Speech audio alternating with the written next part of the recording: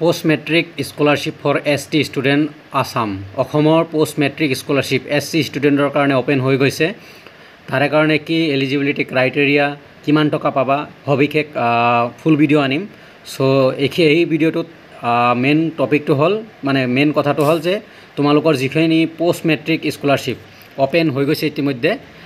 Open হৈছে 1 July 2025 আৰু student application open টিল 30/9/2025 মানে 30 ছেপ্টেম্বৰলৈকে তোমালোকে এপ্লাই কৰিব পাৰিবা।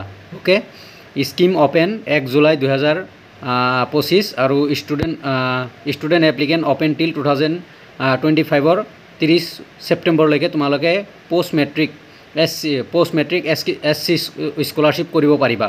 ডিগ্ৰীৰ HS দিয়া বা মেট্ৰিক দি HSত ফাৰ্ষ্ট ইয়েৰ নাম লগাইছা বা পোষ্ট গ্ৰেজুৱেশ্যনত নাম